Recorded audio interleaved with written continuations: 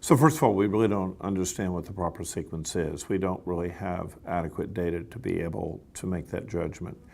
Where we are evolving right now is really a series of interesting ways. The biomarker world is really changing right now. And if we knew what drug to give to what patient, then we would have to have some sort of insight into the biology of the tumor, and the biomarkers could potentially do that.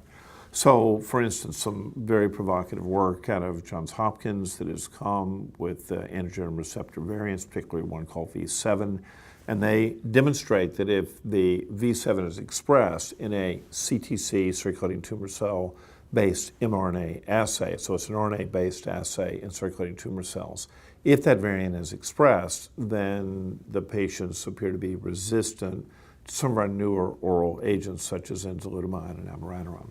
And that's very provocative. It needs to be done outside of a single institution. There was also a data set that was presented by Howard Shear and colleagues from Memorial Sloan Kettering on the circulating tumor cell morphology. There's a company called Epic Sciences that is doing some innovative work looking in detail at the CTCs and how they might have predictive biomarker value, and that's very provocative.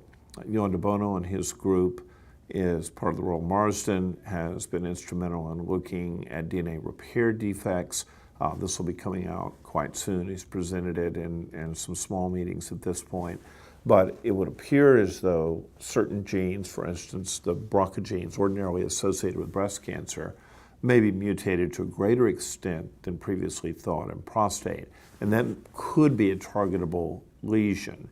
And so there might be PARP inhibitors that could be oriented toward that group.